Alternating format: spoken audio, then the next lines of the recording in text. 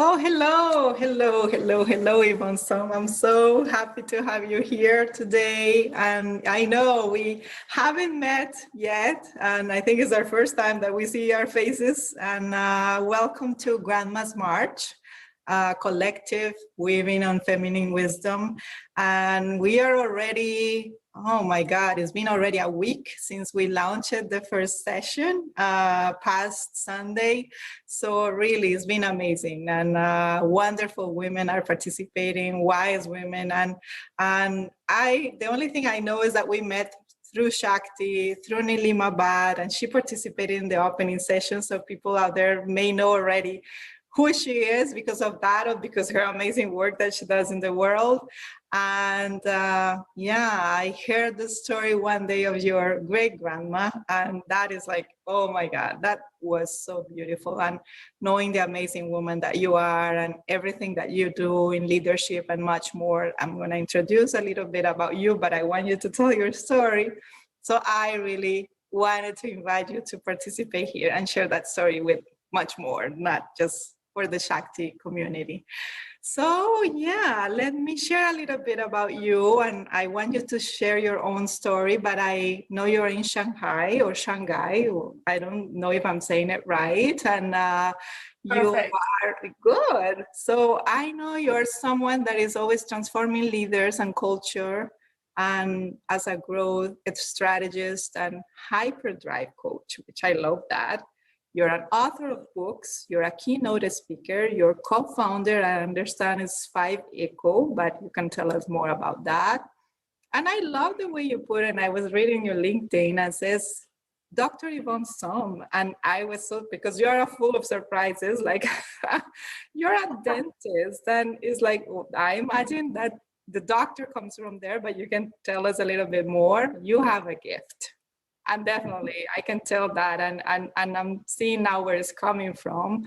And definitely you draw like leaders and executives into their inner essence to hyperdrive their next practice skills and accelerate and get them ready for the future.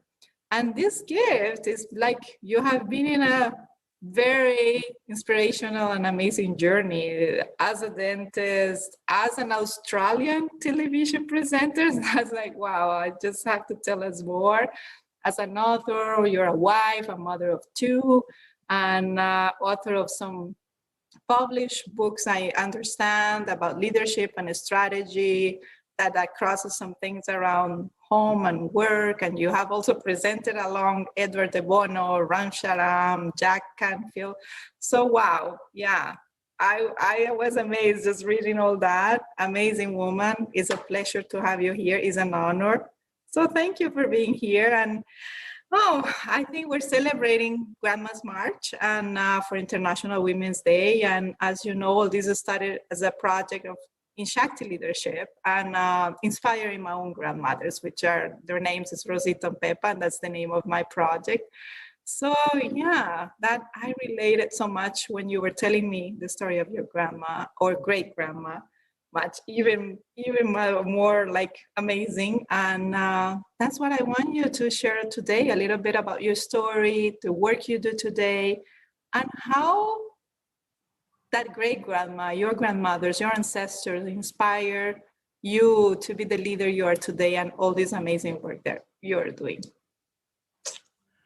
First of all, thank you, Monica. Thank you, Monica, for holding the space and co-creating this very beautiful container for us to share our stories. We all have a story. We are our story. And we have a chance to write our story. I think that's the beautiful thing. History is a place where we have come from with all the experiences, including our ancestors. So as I move into being a grandmother as well, I have, yes, I am. So it's a really interesting thing to be in that space. Mm-hmm. I have 2 biological children, and 2 stepchildren. I don't like to call them stepchildren, so they're my 4 children. So the older of my children, who are from my second marriage, mm-hmm. Have got 3 children, and a fourth on the way. So, so it's really lovely to be able to say that I can step into this realm, to hold that space for, I guess, the world, and starting my own family. So thank you for having me here. It's a pleasure. Yes. So where do I start? I guess I should start with the fact that my journey as a leader definitely started before I was born. So I'm going to share this great-grandmother's story because I was 6 years old when 6 or 7, I think, when I really started to have conversations with her. But it was one day when I was 9, or maybe I was younger. Okay, between 6 to 9, I can't remember, because I used to visit with my grandmother, my father's mother, and the 2 great-grandmothers lived in the same house because they are the mother to my grandmother and also mother to my grandfather. So they lived in the same house in Malaysia. And I remember this really clearly because it really set the stage for, I think, who I am. And I'll tell you another story of the other great-grandmother shortly, because that also set the stage. You're so lucky just knowing your great-grandmothers. The more the merrier, right? Yes, because they are the shoulders of the giants we stand on. They've had their pain. They've also had their resilience. And I think I really want to share that it is in pain, in betrayal, in all those things that they find their strength to be resilient. And the fact that they were alive and stayed alive, that we are here today. So as I speak, I can feel the 7 generations of my ancestors right here behind me. I mean, I put some birds in the back. This is one of my favorite. And I think they're here flying around, but they're always here in the room. They're my little angels. I know that I go into a room not alone. So I speak to you not alone today. And today I will bring forth the voice of my great-grandmother, who is my grandfather's mother. She's an amazing woman. I'll give you a little bit of background before I even talk about my conversation with her. So she was a woman who told me, she said, I have only traveled out of the house in a car or a horse cart 3 times in my life. And I said, how can that be? You know, because we go everywhere in cars or bicycles, whatever it is. She said, okay, when I was a little girl, we were told to stay inside the house because all young women before they are married, you know, have to be chaperoned. All young ladies anyway. So I assume that she was a young lady. And so she said, I live in this beautiful compound. Everything I need is there. You know, I could look through a porthole where I could see the world passing by. I see the vendor sellers with the wares going to the market. I see the ladies or the servants and the maids bringing the food home to cook. And I see lots of activity. It's like watching, I suppose, our television. I mean, that was her world. That was her mini series. You know, like she'd watch things and the maids would tell her what's happening in the marketplace. And she was happy. She said, I'm fine with that. And I said, what about me? I'm running from house to house. She sees me running in shorts, you know, toddling off to play with my friends across the road when we visit with my grandmother. And I said, how do you feel about that? And she took a deep breath and she said, that was my time and this is your time. She said, I have no envy about you having to do that. I'm quite happy to sit on this little sofa. And she has this one favorite sofa that she sits on. And she would turn on the television because she does get entertained with Bollywood movies. She loves it. And she'd sit there the whole day. She'll be smiling, meditating. Whoever wants to sit with her and speak, she will. If not, she would just sit there quite quietly by herself. Then I said to her, but grandmother, you know, being in the house, when was the other 3 times that you left? She said, okay, I left when I got married. So I was taken on a sedan chair and I was, you know, taken to my father's family house and we got married. I said, okay. Then what? That was the 2nd time. Well, when your grandfather sought his fortune in Malaya, and by that time my husband had died and it was getting a little unsafe because we are capitalistic merchants, and Mao Zedong was doing the long march down south. So it was becoming unsafe for me to stay in China. So your grandfather gave me a ticket, a little shipping ticket to join him in Malaya. So anyway, so that was the next time that she got in a car to take her and her belongings to, and she's got not many belongings. She has one room and a little chest, and that's all she has. She has 3 sets of clothes. She changes a new set of clothes every Chinese New Year. She eats what she eats. She has a bit of jewelry. That's it. Really simple. And you know, I used to think, how did we have all this stuff, right?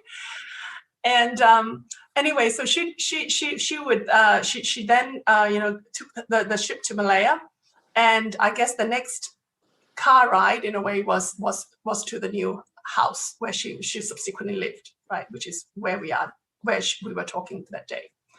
So I was quite amazed. Like, I've been at 9 years old, I had probably been in cars, been in trains, been probably in at least a plane to get across to somewhere else, and I was just totally amazed. And she was quite contented. She said, I don't need to go anywhere. Whatever I need is around me. And she's always said that whatever I need is around me. And that's one of the lessons I've always learned. Whatever I need will also come to me. Whatever is mine will be mine.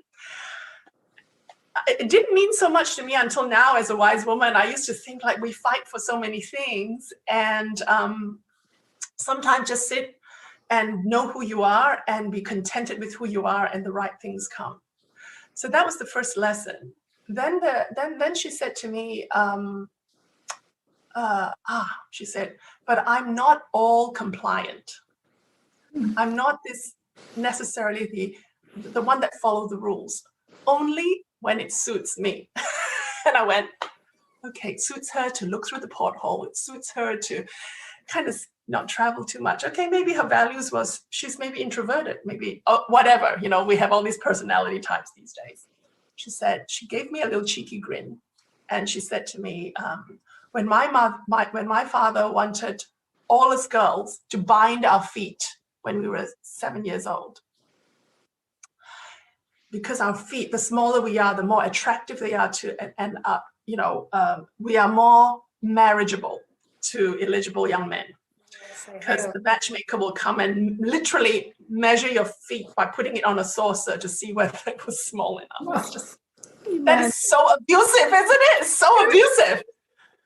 You know, all in the name of beauty. Now we just do stilettos, and that's hard enough. Anyway, so she had so her father called her to his side and said, okay, you're 7 years old. It's time for you to have your feet bound. In fact, you're actually getting too old for it. Most girls would have had their feet bound at 6. Yeah. But you had refused me so many times, but this time we really have to get this done. And she looked at her father defiantly. She said, Dad, or whatever she called him at that time, you know, Papa. Yeah. I will not ever have my feet bound. And if no man would love me because I have a big feet, then so be it. You know, he said, you're not staying with me for the rest of your life. She said, I'm sure someone will find me reasonably attractive to marry me. And if they don't, so be it. I'll look after you, right? And by the way, I've got size 10 feet, I think size 41. So I do have big feet. So thanks to her. 39. And I can stand on my own 2 feet. So this is the beginning of women's lib in a way, right? I was thinking, wow, you know, that's going against tradition. And her father said, why are you so staunchly against this? First of all, she said, I want my freedom to be able to run and walk without assistance. And I've seen these women toddling around, you know, like so uncomfortable. They always have to have someone nearby to lean on. I don't want that. And more than that, she said, last year, do you remember the fire next door? He said, yeah. Well, do you remember the young lady of the house died because her maid ran away without her? I'm not going to have that. I went, got a point. Okay. So she convinced her father not to have her feet bound, but she subsequently married. As you know, I am a descendant of her. So There you go. Sometimes you have to make your point, make it clear, and stand by your values. I think clear, courage, succinct, to stand for your values. So that's one of the things she brings for me. I think I talk a bit much more than her.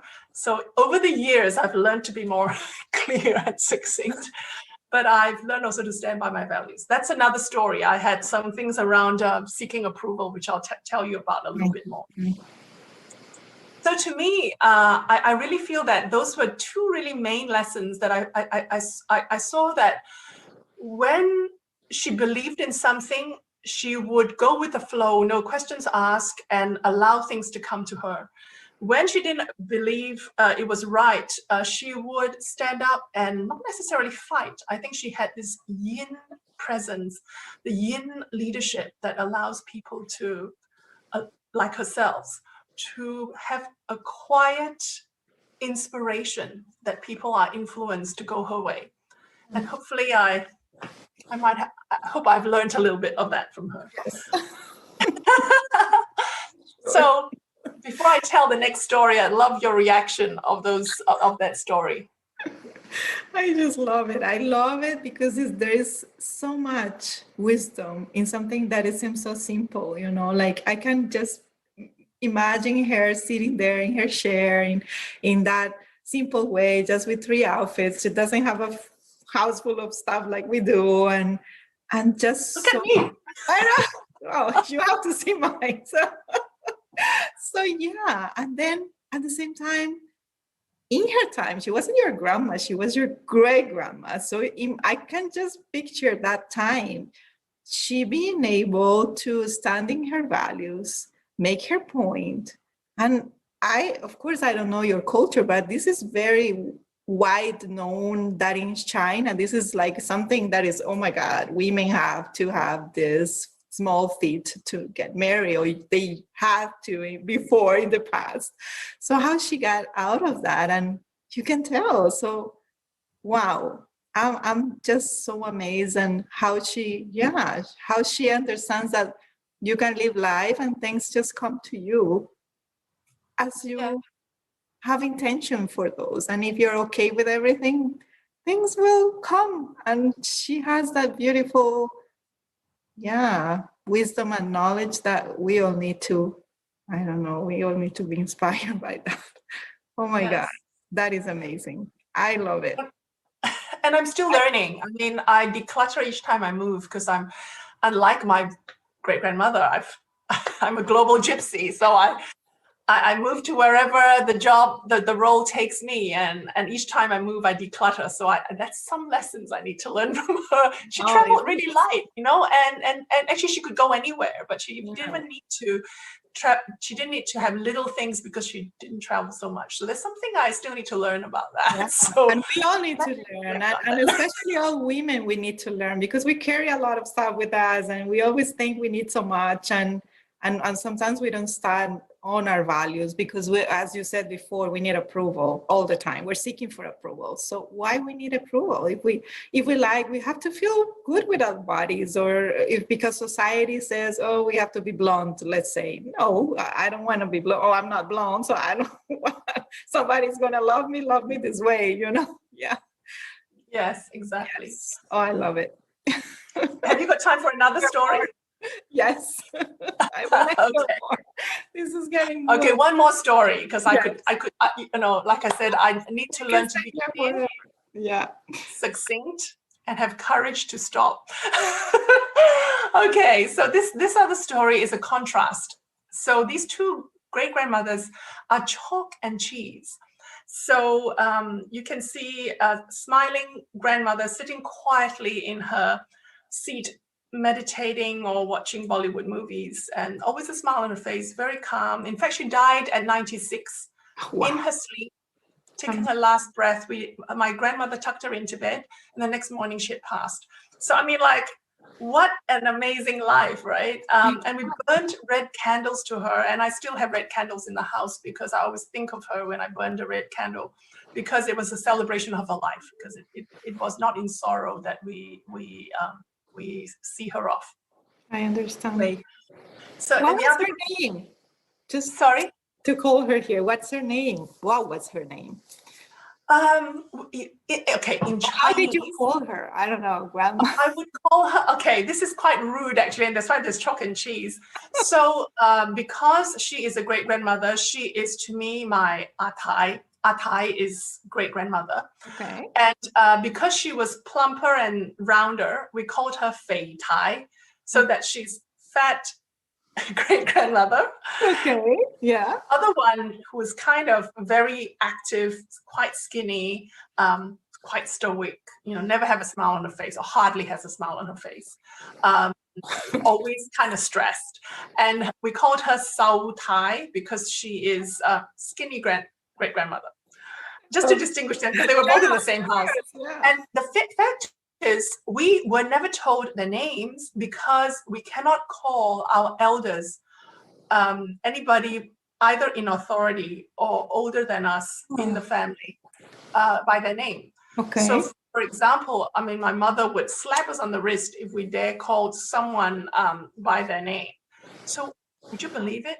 Except for my grandfather and grandmother, whom I know their names because we've used them to fill out forms. Yes. I don't know their names except as Fei Tai and Sao Tai. Well, that's their names. I love it.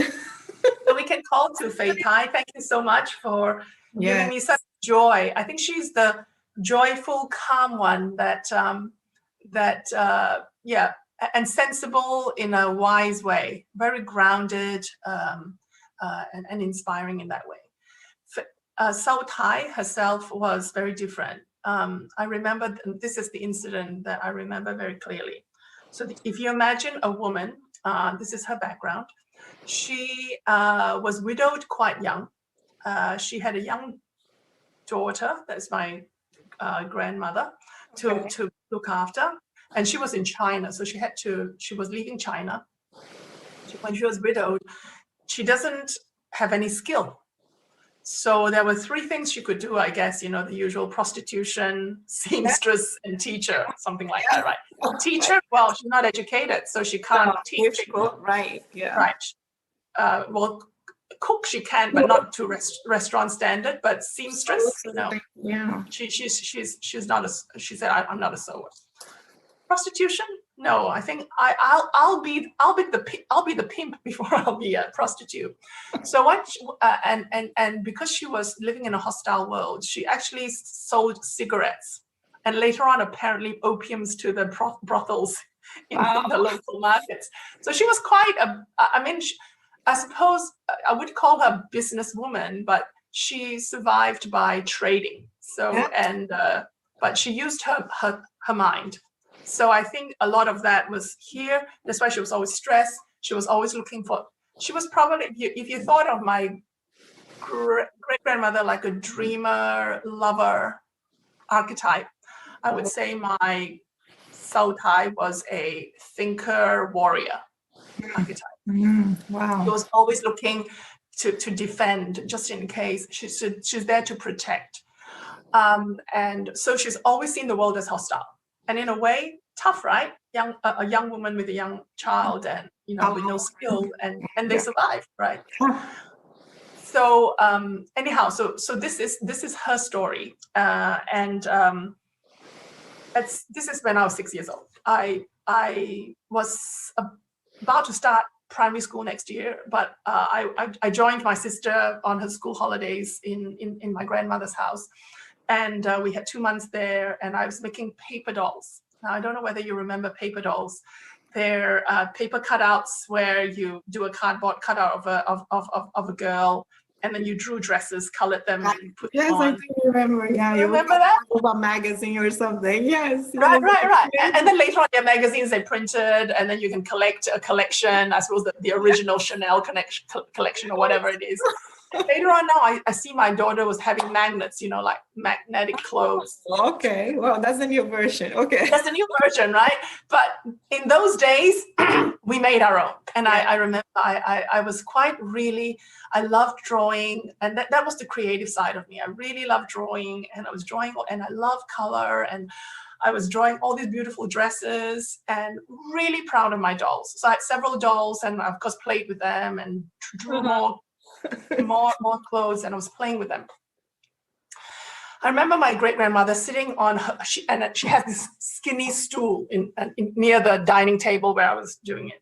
And she has this way of sitting where, you know, like she kind of puts her feet up and kind of looks at you like that. And she was looking at me, and I was really proud. I was thinking, like, she should be proud of me. I'm making these amazingly beautiful things. Then she leaned over. She said to me, "You're going to school next year, aren't you?" You know, really kind of interested, but kind of worried. Worried, yes. Yes. And I'm going, yeah. Are you still going to be playing with these dolls when you go to school? Yeah, of course. These are my creations. Nobody comes between me and my dolls. I'll bring them to school. I'm sure that, you know, the teacher would love me to share it. And I was just, you know, dreamer in me, you know, telling all these things and wanting to share, because that was me. And she looked at me, she said, you know that the world is really tough out there? And I said, maybe, I suppose. Yeah. And you're having a chance to have an education. That's good, you know. And I went, yeah, I'm really excited to go to school. So, but you can hear I suppose, her trying to say something, and she's being logical, she's being a thinker, she's being a warrior, protecting. And then she leaned back, and then she went off to start cooking, so for dinner. And it's an outdoor kitchen, so she went outside, and I heard her starting the fire, you know, because it's a little coal fire. You put the big wok, and, you know, you can kind of do the stir fries, you know, so that all the lovely fragrances don't stay in the house, right? It smells like an imagine. Yes, absolutely. And the colorful food. We all grew up actually eating colorful food. So now we talk about eating the rainbow. I'm so glad I have, you know, family that, you know, really appreciates good food. Like, don't you think the plant kingdom is our pharmacy, right? Yes. Anyway, so anyhow, that's an aside. That's also some of the influences of my great-grandmothers and my grandmothers. So I heard her, and then she came in. She came in, and she I thought, great, she's going to play with me, maybe, you know, because before dinner. Instead, she leaned over and she gathered up my dolls. And I followed her to the kitchen because I thought, oh, maybe we're going to play in the kitchen, you know, because maybe she wants to watch over me, you know, whatever it is, you know. Yeah. And I was also excited that she was actually interested in my stuff. Yeah. And then she moved over, and to my horror, threw my dolls into the fire. And I remembered I was so shocked. I was so taken aback. Suddenly I went like, oh my God, she's supposed to love me, and what's she doing? Yeah. I felt a pang of, like, if I hate someone, then, you know, like, it's your dolls, right? If I could hate someone, I was like, I hope I never hate anyone like I'm hating you right now. But I couldn't say it. And this is also because you're supposed to show respect. But I just remembered swallowing and watching my dolls burn. And a little girl made a decision that day that no matter what, my stuff is not as good enough until someone approves it. I am not as good enough until someone likes me. And she doesn't like me right now. So I remember crying there, watching them burn, but I just sat there. I was frozen. I couldn't do anything. And I just stayed in pain. And I remembered that it's funny how the decisions you make, you know, like for the next 40 years, I would say that my fear of approval, my fear of not being worthy, my fear of not worthy of being loved has been my core fear. And I think my first marriage was also where I thought I needed to be approved of, to a point where when my husband, I started living his dreams rather than mine. I started in a way in dentistry because it was kind of the place where if you did good marks, you did medicine or dentistry. I thought I was rebellious. Instead of going to medicine, I did dentistry. But, you know, it was that little pathway that I realized I didn't love dentistry. I loved people. That's why I gravitated to people, because in medicine, they die. In dentistry, maybe the tooth dies, but not the whole person. So I realized I love people. And that sense of pain was probably my greatest growth, because for the next 40 years, I think my greatest success came from being able to read a room really quickly, build rapport. Even in a conflicting situation, I can be the peacemaker. I know how to get people, because I can sense people's differences, and I became so easy to build relationships. It served me. My success was based on that. But I must say that about 10 years ago, when I realized that, as I'm doing some personal work myself, because as part of my journey, I realized that as I was doing personal development, that's why I moved away from dentistry and started being a consultant coach, because I felt I had the skill to still people. And later on, I had to still myself more before I can still people and center them. That I did a lot of work with myself. And one day I realized that as I recounted this story, this 6-year-old, I guess in timeline therapy, you know, you walk back in time and you embrace your little self. And I realized that the little girl only knew what she knew at that time. And I'd grown up a lot. And I remember hugging that little girl and I said, you know, little Yvonne, what if you know what you know today? What would you do with great-grandma? Mm-hmm. So what she did, she turned on that cheeky grin that my great-grandmother, other great-grandmother, has, and she walked up when the dolls were burning. And she said, Sao Tai, I'm really, really upset that you've burnt my creations. But because they're my creations, I'll take it as a lesson that they were not good enough. So I'll create Paper Dolls 2.0 because I'm the creator and can do something better. And if they're not good enough, I'll do 3.0, 4.0, but they're my creation. Nobody can destroy them. So thank you for the lesson. So, and I had peace with her that she was my best coach, because in her action, without even asking a question or even somatic coach, right? She literally got me in the emotions, and I made a decision to be approved of, which was successful for me. But now I've got an added advantage of having this skill and being able to bring that skill of creativity, of being able to celebrate the joy of possibility from my own terms. Very much like bringing both grandmothers, Fei Tai and Sao Tai's ability to stand by their values. They both stood by their values. She wanted to protect me from the hostile world. Mm-hmm. She wanted me to be in flow. And together, I realized I finally burnt a candle, a red candle, to both of them. And that's why the red candles are very important to me. That I burned that red candle to them and thanked them both to realize that it's taken me 40 years, a bit slow learner, but the lesson is there. And I also recalled when I was burning that candle to her, I think she probably gave that dream to me when she passed away when I was 9, a little bit past 9 years old.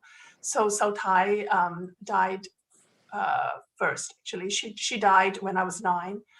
And now I remember I woke up the day before her funeral, and I ran out to my grandmother and I said, Grandma, I had a dream of Sao Tai. And she said, what did you dream? Because she said, I didn't dream of her. How dare she give you a dream without giving it to me? I mean, she said it in jest, but I went, yeah. She said, you're the only one who's been dreaming about her. Nobody's dreamt about her these last few days. And I said, yeah. She came to me, and she was sitting on this beautiful rock. And there was this, just like she was sitting like this, her usual stance. Yes. She was smiling. She was smiling. Wow. There was this ray of sunshine on her. And she smiled at me and she said to me, she calls me Awan. Awan, just remember, as beautiful as it is here, the world is more beautiful than you expect. And I really miss the mangoes. She was saying like this. And to me as a little girl, I interpreted it as, I ran to my grandmother, she misses mangoes. So my grandmother smiled and said, let's plant a mango tree on her grave. So this is the story, because I realized that what my grandmother said to me at that time, great-grandmother said in her dream, is, as hostile as the world is, there is sweetness as simple as a mango. So, don't bypass it. In a way, I'm sorry that, the lesson was so tough, but I think you're prepared for this. And I guess I had sensitivities from way back to be able to feel my ancestors. And I didn't realize that was the first, visit with the spiritual realm by which my ancestors can talk to me, and certainly my dreams. So now those are some of my greatest lessons from my two great-grandmothers, Faith Hai and Sao Tai, and the ability to trust that they can speak to us from the other side, and just listen, just notice, turn on your senses. There's so much beauty, and you need to take time. So if you keep doing what she was doing in the world, think a warrior, marching down the street with speed. She had clogs on and she can walk 100 meters in like, I don't know, probably not quite 10 seconds, but probably 30 seconds, like she was just pounding down the street. So I think, those are those lessons that now I look back on, and I now trust my dreams. That is my unconscious speaking, or my spirits from the other side talking to me. And I tune into my surroundings. I see beauty in everything, even in an ugly outbreak of a terrible boardroom argument. There might be some beauty in that. Maybe people needed to let out steam, but then let's get past that, and that's what it's all. Anyway, I hope I didn't take up too much time with my two stories, but I've become who I am as a result of these two major incidents in my life. Wow, that is such an amazing and beautiful story, and how much wisdom. And I love the way you put it, of the balance between, you see the warrior on one side and then the loving and caring the other side. And then this is what you became, an integration of both, and being able to process all this after so many years, because I imagine it must be so hard to see your creation and beautiful dolls being burned. And she was trying to give you, to tell you something, to protect you, but that was the way she knew it. She didn't know any better. She thought she was doing something good for you. And I'm sure she did it with love, trying to protect you from the crazy world out there. But of course, we sometimes don't take it. And many years after, you realize that, now she shows up with the mango and telling you life is so juicy, enjoy it, Yes. That's right. I mean, as a little girl, I remembered it just as a dream to maybe plant a mango tree, right? Which is what my grandmother did. Yeah. But in counting it, in my knowledge of the tough love that she gave me, made me stronger, made me resilient, gave me two sets of skills. So imagine if I was just airy-fairy and all that, and just didn't know how to situationally sense, I'd be no good in the world. But if I was all approval, then the world would miss out on my gifts, right? I mean, on the other side, right? Yes, the creation, the creative, the beauty, and everything that you also are. So wow, that's so amazing. And what I love about when I hear all these stories, and the more I do, because I'm so passionate about hearing them, is like, oh my God, there is so much in these stories, in these memories, in this sensorial, even memories again, that we human beings, we got so disconnected from all that, and we realized, like, leaders out there, and we just don't give value to those small things and where we come from, and how, you know, the messages that we can receive from our own story, from our own ancestors. And I think one of the last questions I want to ask you is, how do you think people can connect more to that grandmother wisdom or to that feminine wisdom and bring it into the now and create something new, you know, to help create the new systems and new ways? How can we connect to that, you know? Very good question. So here's how I would approach it if I had to do it all again. Firstly, if you don't know your grandmother stories, or even 2 or 3, or even your lineage one up, I think it's really important to know the lineage one up so that they not be forgotten. Ask. I think that's the first step. Yes. Talk to your mother, talk to your father, talk to an aunt, talk to your grandmother, talk to your grandfather, to hear the stories from where they've come from and who their parents were. Because I think this Voyager story, this story of your own voyage, really goes back that far, because you're more unconscious of it, but it really, really is part of you. So when you bring that consciousness in, that's the first part. Find the story, indulge in the story, I think is the first step. Second step is then reflect on some of your greatest achievements, and some of your greatest painful moments, you know, your greatest betrayals, your greatest learning moments, in a way, just like I did with my timeline therapy with my soul tie, you know, that, because that had been catching me for so long, and that is my core fear.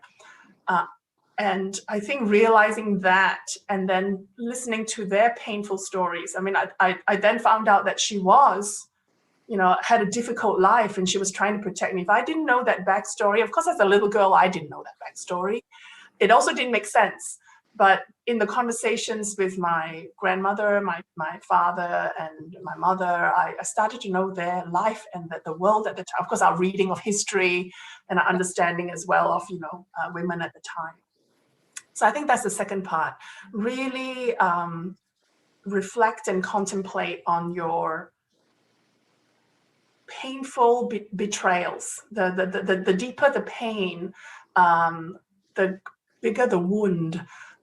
This is one of the salves for your wound, because understanding that you might actually have created it without knowing, well, knowing unknowingly, because it's unconscious, that betrayal that you might learn and heal generations of possible suffering.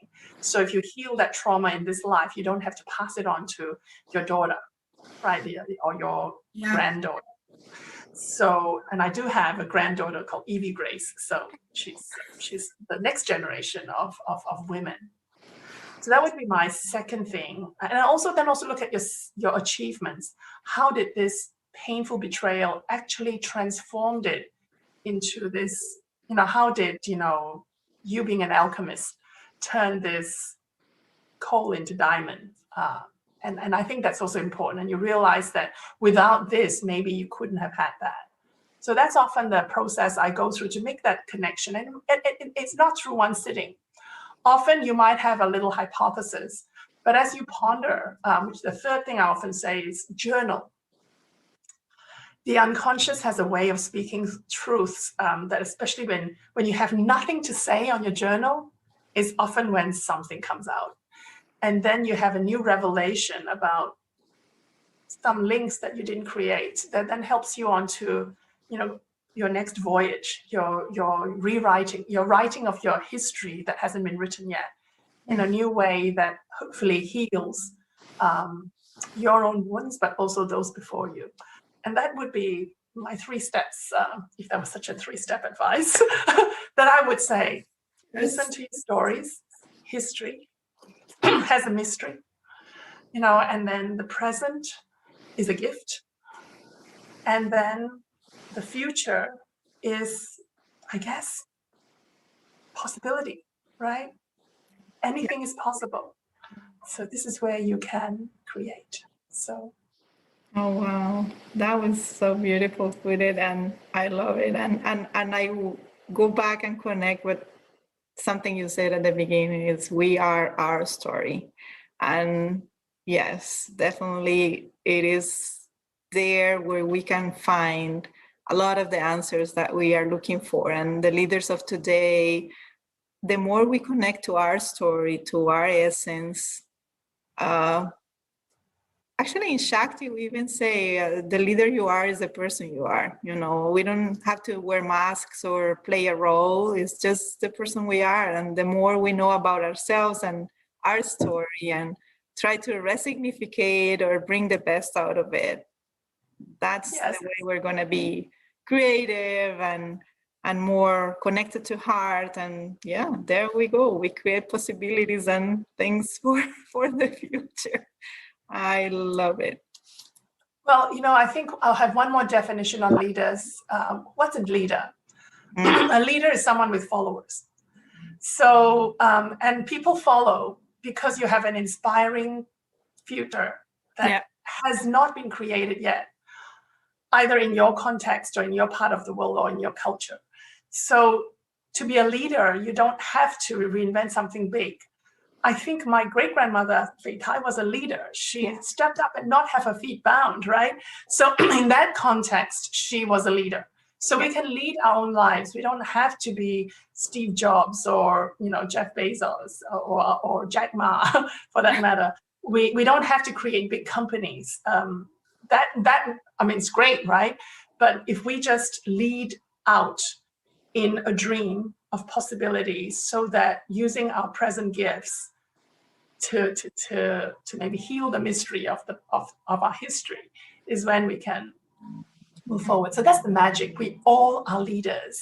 Often we just don't see it. And that's what I say to people. If you're a leader already with a team, how lucky are they that you have, how lucky are you that you have instant followers? You can either turn them into real followers or just, was it task takers?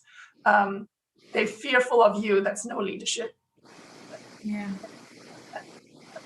And hopefully, I think your project, Monica, inspires. This is your gift. This is your gift to the possibility that we may take each story of our wise women in our life, or wise men for that matter, because I think I really learned from my father, grandfather. I didn't know my great-grandfather, but you're right. And there's both masculine and feminine in both of us, as Nilima Bhatt would say. We can embrace both, because I think there are moments when the really strong masculine in me has helped me achieve, take action, be directional, be structural. But often how I cement fellowship or for an idea to stick is to build the collaboration, the empathy, the being able to understand others, that they might come along, because in me winning or them helping me win, they win too. And I think this is the yin and yang, right? So we have women, feminine is more about stay in flow, accept. The masculine is about taking action, and there's that two balance. So it's amazing my Fei Tai and Sao Tai seem to be a epitome of both. So their own way. I love it. And thank you for sharing all that wisdom. Thank you for sharing all those stories. Really, I am amazed by that. It's like, I was reading your LinkedIn. I only knew you by Shakti, by your great grandma first story, but wow, you're a box full of amazing surprises. And I'm sure I can even picture you like Yvonne doing the doll, the paper doll, just playing with that and the way you put things out there, and it's so playful, so beautiful that you definitely bring that beauty 2.0, 3.0, 4.0 into the world. So thank you, your grandma, because that's amazing. Thanks for your work. Thanks for working for the leaders of the world, because we need it. And we hope we can see each other again, and who knows, meet each other in this journey. Yes. I wish so and hope so. And thank you. Thank you. Thank you. Thank you. Thank you, Monica. Thank you, Monica. Thank you.